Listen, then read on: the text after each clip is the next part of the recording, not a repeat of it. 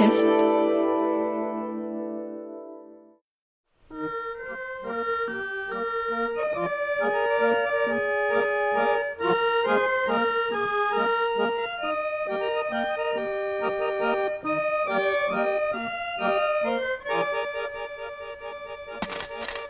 Oh, thank you. Thank you, Monsieur Sherlock Holmes.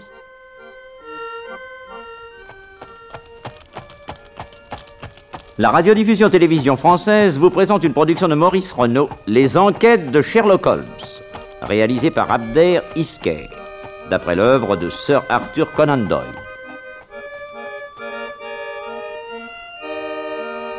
Aujourd'hui, le cadavre de Choscombe.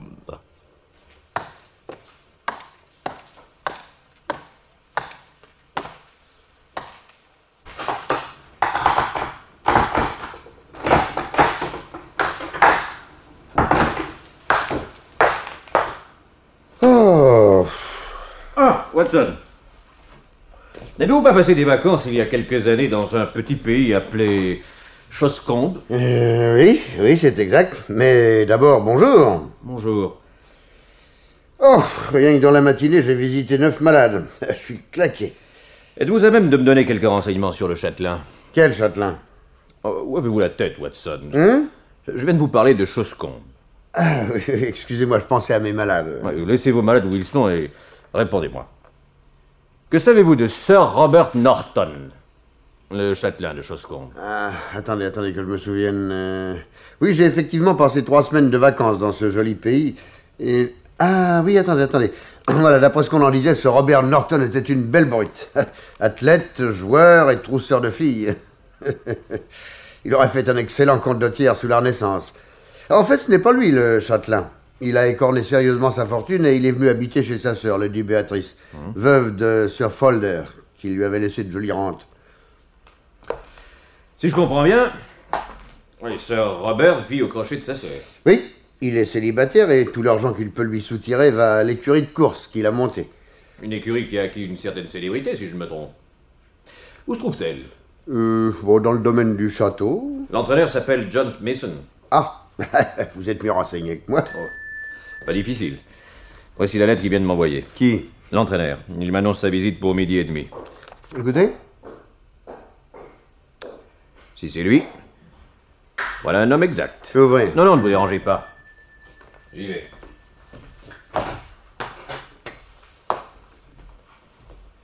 Monsieur Sherlock Holmes. Oui? John Mason. Entrez. Voici le docteur Watson, mon collaborateur. Enchanté, docteur. Monsieur. Asseyez-vous. En quoi puis-je vous être utile, monsieur Mason? Voilà, comme je vous l'ai dit dans mon petit mot, je suis l'entraîneur de l'écurie de Sir Robert Norton. Et je suis très inquiet. J'ai peur que mon patron soit devenu fou. Parce que? Quand quelqu'un fait quelque chose de bizarre une fois, 2 fois, ça ne peut pas tirer à conséquence. Mais tout le temps, ça devient grave. Je finis par croire que le Derby et Prince, le cheval qu'il veut faire courir, lui ont complètement tourné la tête. En quoi? Prince est un crack formidable. Pour moi, c'est le meilleur espoir britannique et je m'y connais. Je serai franc avec vous, messieurs, car je sais que vous êtes homme d'honneur et que tout ce que je vais vous confier ne sortira pas d'ici. Sir Robert veut absolument gagner le Derby, car il n'a plus un penny. Il est dans les dettes jusqu'au cou et c'est sa dernière chance. Tout l'argent qu'il peut emprunter, il le place sur le cheval et a une très belle cote. Aujourd'hui, vous pouvez l'avoir encore à 40 contre 1. Mais quand il a commencé à percer, c'était du 100 contre 1. Mais comment cela se fait-il, puisque le cheval est un crack? Et le public ne le sait pas. C'est le demi-frère de Prince que Sir Robert laisse voir à tout le monde. Vous ne pourriez pas les distinguer l'un de l'autre. Mais entre eux, il y a une différence de 2 longueurs par 200 mètres de galop. Sir Robert ne pense plus qu'à cette course, car il va y jouer toute sa vie. Oui, le jeune est désespéré. Enfin, cela n'indique pas qu'il ait perdu la tête. Je voudrais que vous le voyiez. Il ne dort plus, il descend aux écuries à n'importe quelle heure, l'œil hagard. Et puis il y a sa conduite à l'égard de sa sœur, Lady Béatrice. Il habite chez elle, au château, je crois. Oui. Jusqu'ici, ils étaient liés par une grande affection. Ils avaient les mêmes goûts et elle aimait les chevaux autant que lui. Tous les jours, à la même heure, elle descendait en calèche pour les voir. Surtout, elle avait un faible pour Prince. Le poulain dressait l'oreille quand il entendait les roues sur le gravier et chaque matin, il trottait jusqu'à la voiture pour avoir son morceau de sucre. Maintenant, tout ça, c'est fini. Pourquoi? On dirait que les chevaux ne l'intéressent plus. Voilà près d'une semaine qu'elle passe près des écuries sans s'arrêter. Se serait-elle fâchée avec son frère? C'est à croire. Je me demande même si ce n'est pas pour se venger qu'il a donné les pagnols qu'elle aimait plus que tout au monde. Hein? À qui l'a-t-il donné? Au vieux Barnes, celui qui tient l'auberge du Dragon Vert à 5 km de Choscombe. À Crandall. Oui, vous connaissez? J'y ai passé des vacances. Pourquoi avoir enlevé à cette pauvre femme son chien favori? Allez donc savoir. En tout cas, il y a une chose certaine. Le frère et la sœur ne se parlent plus. D'habitude, Sir Robert passait 1 heure ou 2 dans sa chambre à elle. Parce qu'il faut vous dire qu'elle a le cœur très malade et qu'elle est hydropique. À part sa promenade en voiture, elle ne sort jamais. Mais maintenant, c'est fini, il ne va plus la voir. Alors, pour oublier sa solitude, il paraît qu'elle s'est mise à boire. Ah. Buvait-elle avant cette brouille? Un petit whisky ne lui faisait pas peur. Mais Stephens, le maître d'hôtel, m'a dit que maintenant, elle boit 1 bouteille dans la journée ou presque. Excellent pour le cœur. De toute évidence, un drame s'est produit entre eux. En outre, il se passe quelque chose d'étrange. Quoi donc? Sir Robert descend chaque soir dans la crypte de la vieille chapelle. Quelle chapelle? Celle qui est au fond du parc. Elle est en ruine. Depuis des générations, les gens du pays parlent de la crypte avec une sorte de terreur. Déjà, ils ne s'y risqueraient pas pendant la journée. Eh ben, Sir Robert, lui, il descend en pleine nuit. Il n'a jamais eu peur de rien. Et que va-t-il faire dans cette crypte? Je l'ignore. Mais ce que je sais, c'est qu'il y rencontre un homme. Comment le savez-vous? Parce que je l'ai vu. Stephens et moi, nous nous sommes cachés une nuit derrière un buisson et nous l'avons vu passer avec le patron. Malheureusement, un nuage masquait la lune depuis un certain temps et nous n'avons pas pu l'identifier. Mais nous sommes sûrs d'une chose, c'est que ce n'est pas quelqu'un du château. Et qui tient compagnie à Lady Béatrice?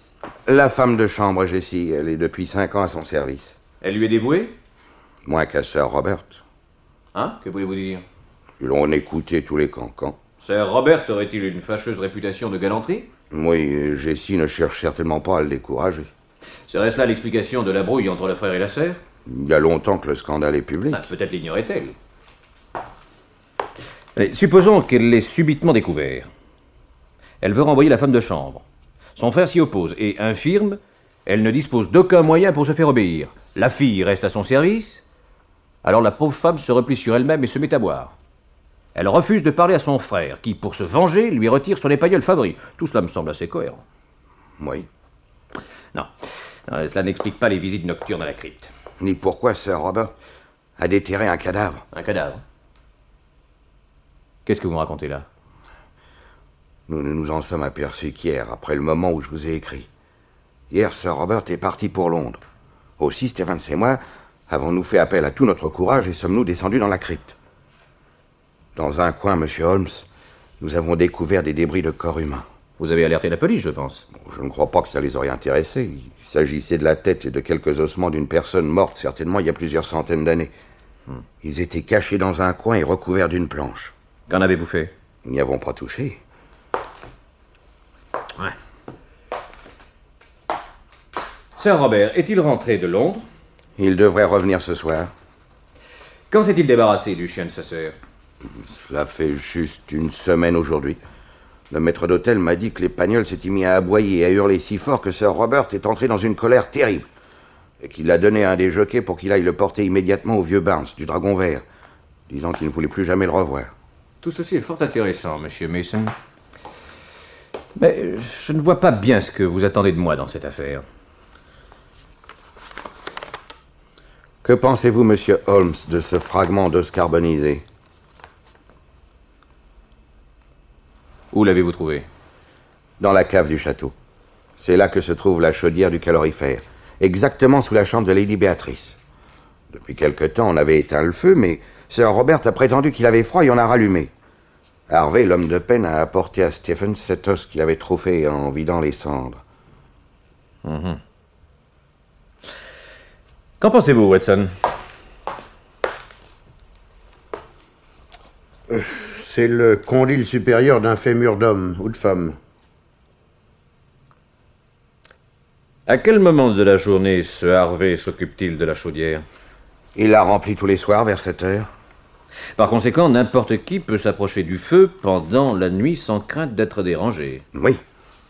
Peut-on pénétrer dans cette partie de la cave par l'extérieur? Oui, par un petit escalier de pierre. Et une autre porte ouvre sur un escalier de bois intérieur qui monte au couloir où se trouve la chambre de Lady Béatrice. Tout cela me semble assez inquiétant. Vous dites bien que Sir Robert n'était pas au château la nuit dernière. Il était certainement à Londres, monsieur. Je l'ai conduit moi-même hier après-midi au train de 6 heures et je lui ai téléphoné à son hôtel vers 8h30. Au sujet d'un cheval qui est assez gravement malade. Mais ce n'est donc pas lui qui a brûlé ses os. Certainement pas. Comment s'appelle l'auberge dont vous nous avez parlé? Le Dragon Vert. Est-ce qu'on pêche à la ligne par là? Plaît-il? Est-ce qu'on pêche du poisson dans ce pays? Oui, moi-même en vacances, j'ai pêché la truite dans la rivière du Moulin. Il y a, paraît-il, de superbes brochets dans le lac situé sur le domaine du château. Dans ce cas, monsieur Mason, le docteur Watson et moi-même, nous partons pour la pêche. Nous nous installerons au Dragon Vert dès ce soir.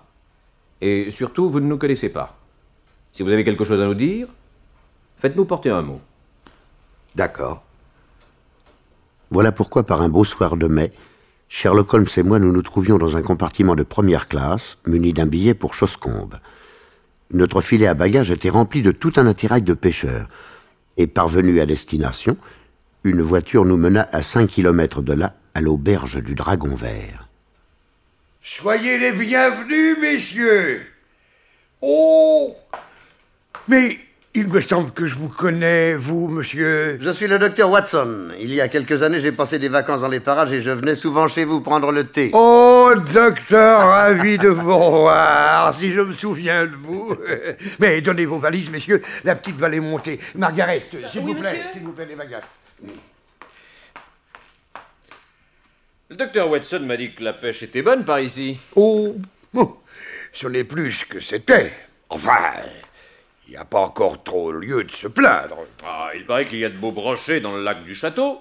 Oui, mais je vous conseille de ne pas vous risquer de ce côté-là. Hein, pourquoi? Vous pourriez vous retrouver dans le lac avant d'en avoir attrapé un seul. Tiens, à cause. À cause de Sir Robert, monsieur. Qui est-ce? Le châtelain de Choscombe. Ou, pour être plus exact, le frère de la dame du château. Et près du lac, il y a ses écuries de course, et s'il voyait rôder par là 2 étrangers, il s'occuperait de vous. Et je peux vous dire qu'il est de ces gaillards qui cognent d'abord et qui s'expliquent après. Ah. Charmant. Mais est-ce qu'il n'a pas un cheval engagé dans le derby? Oui, un bon poulain. Tous dans le pays, nous avons misé sur lui tout notre argent, comme Sir Robert. Mais je parle... Dites-moi vraiment, vous n'êtes pas des professionnels du turf? Ah non, vraiment non. Nous ne sommes que 2 londoniens fatigués qui ont grand besoin de calme et d'air pur. Ah, dans ce cas, en venant ici, vous ne pouviez pas tomber mieux. Oh, mais dites donc. Vous avez un chien superbe. Hein, n'est-ce pas? C'est un épagnol. Ah oui, certainement un des plus beaux d'Angleterre. Ah, mais dites-moi, une bête pareille, ça doit représenter une petite fortune. Oui, figurez-vous que c'est Sir Robert qui m'en a fait cadeau. Voilà pourquoi je le laisse attaché. Sinon, il repartirait pour le château et en vitesse. Ah, mais vous ne le laissez jamais en liberté? Ah, dites donc, je tiens pas à le perdre. Alors, quand le promenez-vous? Ah, si vous croyez que dans le commerce, on a le temps. Oh, pauvre bête.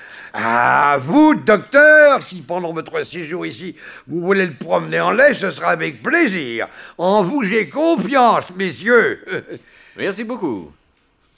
Après un bon dîner, nous allâmes nous coucher. Et le lendemain matin, quand je descendis pour le breakfast, je vis Sherlock Holmes rentrer de promenade. Ah, bonjour Watson. Ce puits est charmant. Vous êtes déjà allé faire un tour? Oui. Ah, mais je prendrai volontiers du thé. Oh, rien de plus facile. Merci.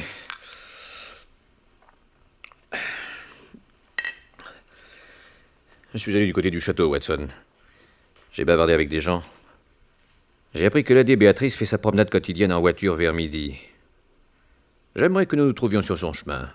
Vous voulez l'interroger? Non. Beaucoup mieux. Quoi donc? Bonjour, messieurs.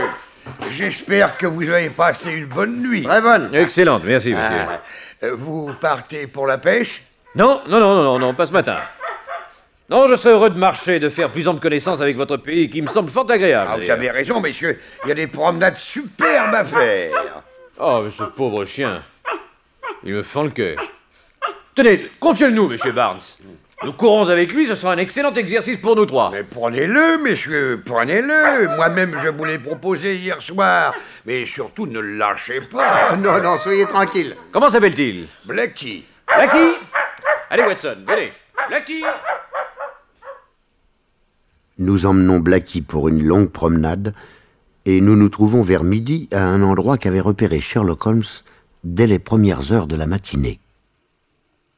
Voici la grille du château, Watson. Dans quelques minutes, Lady Béatrice va rentrer de sa promenade et sa voiture ralentira ou stoppera en attendant que le concierge ait ouvert la grille. À ce moment-là, je vous demanderai de parler au cocher pour le retenir 1 minute. Qu'est-ce que je lui dirais? Ce que vous voudrez. Demandez-lui, par exemple, si Sir Robert est au château. Pendant ce temps-là, moi, je me livrerai à une petite expérience.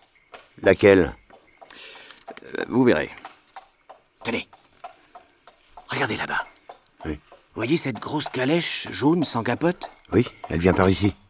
C'est sûrement Lady Béatrice qui rentre de promenade. Regardez, c'est peut-être la femme de chambre qui est à côté d'elle. Alors restez ici. Moi, je vais me cacher là-bas, derrière ce buisson avec le chien. Je demeurai négligemment sur la route. Au bruit des chevaux, un concierge sortit de son pavillon et ouvrit la grille. La voiture avait ralenti. J'eus donc tout mon temps pour observer les occupantes. Il y avait une jeune femme blonde assise à gauche. D'après sa tenue, c'était certainement la femme de chambre. Et à droite, se tenait une vieille dame, voûtée, emmitouflée de châle et coiffée d'un grand chapeau dont la voilette épaisse lui recouvrait le visage. Elle était énorme. C'était la pauvre Lady Béatrice. Pardon, cocher. Est-ce que Sir Robert est au château? Toujours caché, Sherlock Holmes venait de lâcher le chien, qui s'élança vers la voiture pour faire fête à sa maîtresse retrouvée. Il bondit sur le marchepied. Mais en 1 seconde, sa joie se changea en fureur et il chercha à mordre la vieille dame.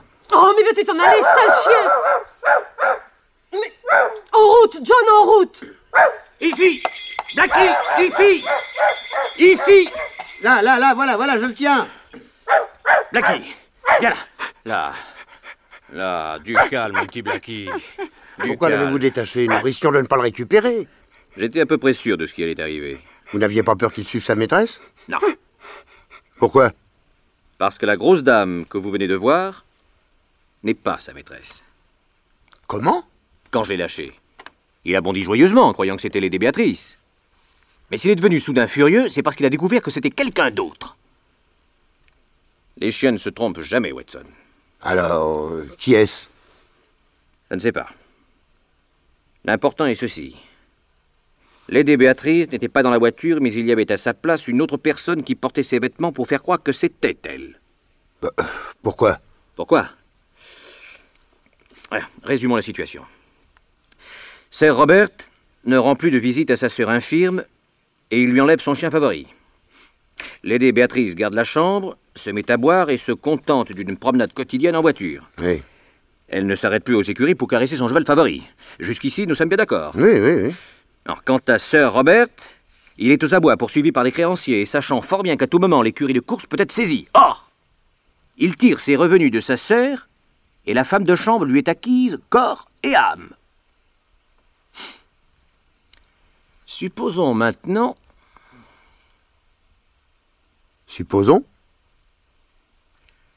Supposons que Sir Robert ait fait disparaître Lady Béatrice. Fait disparaître? Comment? Enfin, vous ne voulez pas dire que vous le soupçonneriez d'être un assassin? Non, un soupçon n'est pas une certitude. Oh, c'est impossible, voyons. Il appartient à une famille de haute respectabilité. Chez les aigles, on trouve aussi des charognards. Enfin, admettons un instant que mon hypothèse soit exacte. Mais enfin, dans quel but aurait-il tué cette pauvre femme? Il est possible qu'il lui ait demandé de payer ses dettes et qu'elle ait refusé. Non, il fait pression sur elle, et tous les moyens lui sont bons. Il va jusqu'à lui enlever son chien. Elle résiste encore, une discussion s'élève et dans un mouvement de fureur, il la tue. Alors il n'a plus qu'une idée. S'enfuir. Mais pour gagner l'Amérique, il lui faut de l'argent. Heureusement, il y a le Derby et son cheval Princess. Comme il sait que si l'on découvrait la mort de Lady Béatrice, les créanciers prendraient peur et feraient saisir ses biens, il essaie de gagner du temps. Et avec la complicité de la femme de chambre, il engage quelqu'un pour jouer le personnage de Lady Béatrice. Oui. Mais le corps de la victime... Ah, il l'a fait porter dans la crypte et la nuit, on le brûle par morceaux dans la chaudière. Oh, si vous prenez au sérieux une hypothèse aussi monstrueuse, évidemment, tout est possible. Entrons déjeuner à notre hôtel, Watson. Puis, une sieste nous fera le plus grand bien. Rien ne vaut un demi-sommeil pour étudier utilement ce qu'il convient de faire. Le soir, après un excellent dîner agrémenté de truites que nous avions pêchées, Sherlock Holmes m'emmena prendre un peu d'exercice. En fait, il me conduisit à une petite porte ménagée dans le mur qui encerclait le domaine du château. À notre approche, cette porte s'ouvrit et John Mason, l'entraîneur, apparut. Entrez vite. Bonsoir, messieurs. Bonsoir, monsieur Mason. Je vois que vous avez reçu mon billet. Sir Robert n'est pas encore rentré, mais nous l'attendons d'une minute à l'autre. La chapelle se trouve à quelle distance du château? 500 mètres environ. Il ne nous dérangera donc pas. Montrez-nous le chemin. Volontiers, mais je ne pourrai pas rester avec vous. Dès que le patron arrivera, il voudra me voir pour avoir des nouvelles des chevaux. De Prince, surtout. Je comprends. Conduisez-nous et vous nous laisserez ensuite. À travers les pelouses, Mason nous mena jusqu'à une masse sombre et confuse.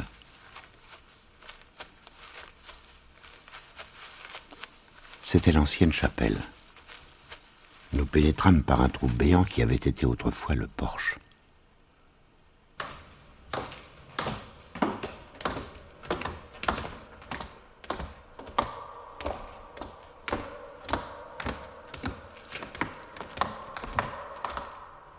Avez-vous des allumettes? Oui. J'ai même apporté un rat de cave.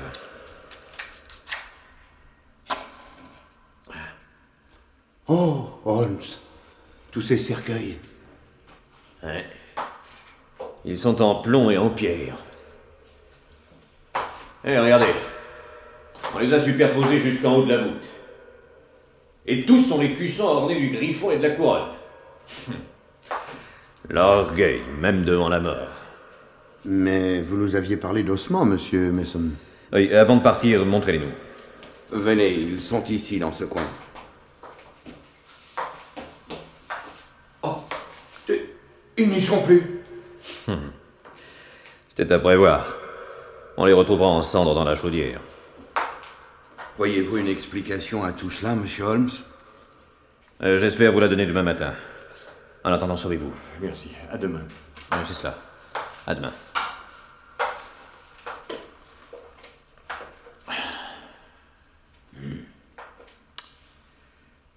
Il ne reste plus qu'à examiner ces cercueils les uns après les autres. Pourquoi faire? Je ne saurais trop vous le dire, mais...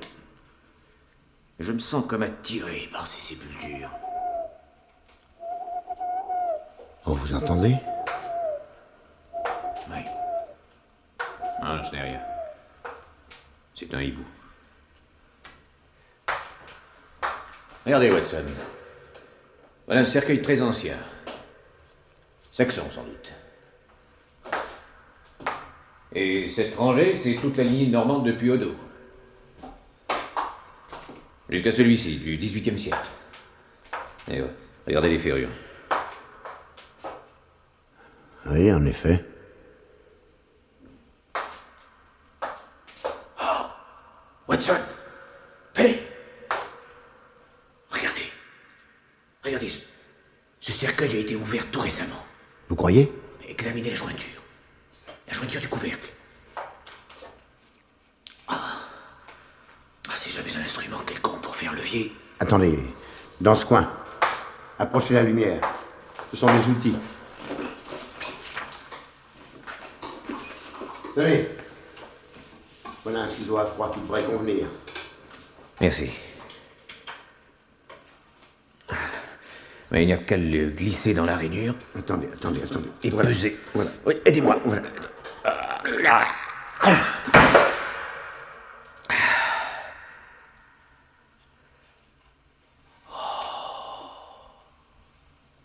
Regardez. Ce cadavre est enveloppé d'un drap tout neuf. Il n'y a pas dans ce ce cercueil depuis longtemps. Oh, il faut voir le visage. Soulevez le suaire, Watson. Non. Violation de sépulture, je ne veux pas. Mais la violation a eu lieu il y a quelques jours, Watson. Mais non, il faut savoir.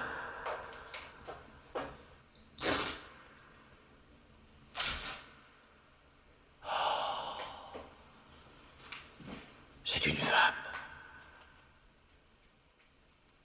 À la lueur de la flamme dansante, j'aperçus le visage du cadavre.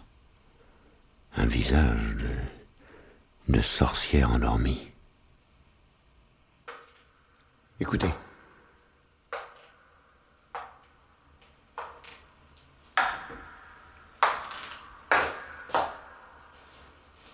Qui est là? Que faites-vous chez moi?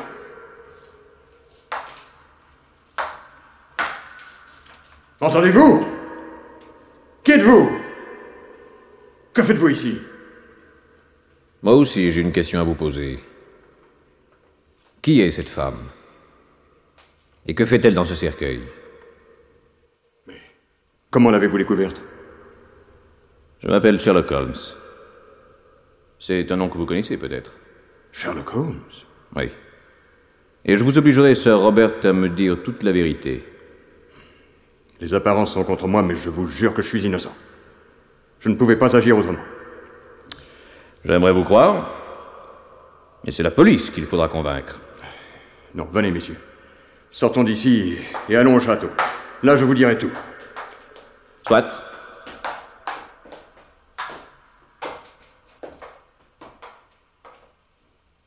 Un quart d'heure plus tard, nous étions dans la salle d'armes du vieux château. Sir Robert resta debout pour nous parler. Messieurs, ma déclaration sera d'une franchise totale. Votre intelligence, monsieur Holmes, et la finesse avec laquelle, Dr. Watson, vous avez su la mettre en valeur dans des récits qui passionnent l'Angleterre me sont un sûr garant que vous me comprendrez. D'ailleurs, j'ai tout lieu de croire que vous êtes déjà assez au courant de mes affaires. Votre présence dans la crypte me l'a prouvé. Vous savez certainement que j'ai engagé dans le derby un cheval que personne ne connaît. Oui. Vous n'ignorez pas non plus que j'ai tout misé sur son succès. S'il gagne, je refais fortune. S'il perd, je n'ai plus que mon désespoir. Je dépends complètement de ma sœur, messieurs. Elle n'a que l'usufruit de la fortune de son mari. À sa mort, tout ira à la famille de mon beau-frère. Je suis à la merci de mes créanciers, et quand ma sœur mourra, ils se jetteront comme des chacals sur le peu qui me reste. Voilà ce que je me répétais depuis des mois. Or, messieurs, ma sœur est morte il y a 8 jours. Et vous ne l'avez dit à personne? Non. Non, ça aurait été la ruine définitive. Par contre, si je cachais ce décès pendant 15 jours, j'avais encore une chance de m'en tirer. Mais comment dissimuler cette mort? Heureusement, seule Jessie, la femme de chambre, qui m'est toute dévouée, savait que sa maîtresse était morte. Elle fit venir son frère James en grand secret, et c'est lui qui m'a aidé à transporter le corps dans la crypte pendant la nuit. Oh, mais il ne se passe rien d'irrespectueux, et je n'ai pas le sentiment d'avoir commis un sacrilège. Les juges ne seront probablement pas de cet avis. Oh, c'est facile de parler au nom de la morale. Si vous vous étiez trouvé dans une situation comme la mienne, peut-être jugeriez-vous différemment. On ne peut pas, messieurs, voir tous ces espoirs et tous ces projets balayés au dernier moment sans essayer de se sauver quand même. Il m'a semblé à moi que ce ne serait pas un lieu de repos indigne de ma sœur si nous la déposions dans le cercueil d'un des ancêtres de son mari, sur un sol consacré. Et nous avons donc ouvert l'une de ces sépultures, retiré les ossements qu'elle contenait, et nous l'y avons couché, tel que vous l'avez vu. Et les os calcinés trouvés dans la chaudière? C'est James qui les y a portés, à mon insu, tant il avait peur qu'on les découvre. Moi, je voulais les enterrer. Pourquoi avez-vous donné les pagnoles au patron du Dragon Vert? Parce que le chien avait découvert l'endroit où se trouvait le corps de sa maîtresse, et devant la porte de la crypte, il hurlait à la mort. Et qui se promenait en voiture affublé des vêtements de la défunte? James, probablement. Oui, cette mascarade m'était odieuse. Mais il le fallait. Dans votre récit, pourtant, Il y a un point faible. Vos paris sur la course et par conséquent vos espoirs pour l'avenir auraient été encore valables, même si vos créanciers avaient saisi vos biens. Mais le cheval aurait été saisi, lui aussi. Que leur apportaient les paris engagés, mon principal créancier et mon pire ennemi? Un bandit sans scrupules qui se serait fait d'une joie de m'abattre. Non, maintenant que vous savez tout, monsieur Holmes, je vous supplie de ne rien dire avant le derby. Laissez-moi une chance de refaire ma vie. J'y consens. À une seule condition. C'est que vous nous mettiez en mesure de vérifier que vous n'avez menti sur aucun point. Nous menâmes une enquête discrète. C'est ainsi que, sous un prétexte quelconque, j'allais bavarder avec le médecin qui soignait Lady Béatrice, et il ne fit aucune difficulté pour me dire que depuis une quinzaine, la pauvre femme était effectivement à toute extrémité. Le derby eut lieu et Prince gagna, rapportant à son maître la somme considérable de 80 000 livres. Les créanciers furent remboursés et il resta assez d'argent pour rétablir Sir Robert sur un pied digne de sa famille. La police et le tribunal ne lui reprochèrent pas longtemps d'avoir tardé à déclarer le décès de sa sœur, traitant de bagatelle ce qui avait été pour nous une étrange aventure.